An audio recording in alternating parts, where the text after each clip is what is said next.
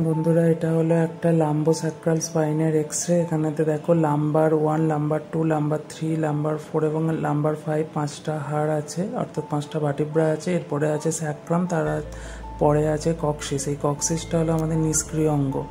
এবার এই বাঁদিকের ছবিটাতে দেখো এক একটা ভার্টিব্রাতে দু সাইডেতে দুটো ছোট ছোট হোল মতো দেখা যাচ্ছে, এগুলোকে বলা হয় পেডিকেল। এবং মাঝখান দিয়ে যে বড় হোলটা দেখা যাচ্ছে এটা হলো আমাদের স্পাইনাস প্রসেস।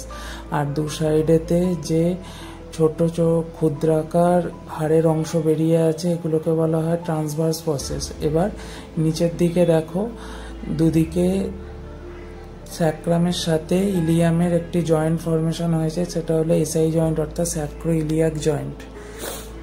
এই নিচের দিকে এবার দেখো স্যাক্রাম এবং কক্সিস দুটি একই সাথে জয়েন্ট হয়ে আছে। এই লাম্বার স্পাইনের এক্সরে দেখি যদি কোমরে কোনো কিছু অসুবিধা হয় বা হাঁটুর দিকে যদি ব্যথা নামতে থাকে, তোমরা এই এক্সরে দেখি খুব সহজেই বুঝতে পেরে যাবে এবং তৎক্ষণাৎ ডাক্তারের কাছে গিয়ে এই এক্সরে দেখে তুমি বলতে পারবে।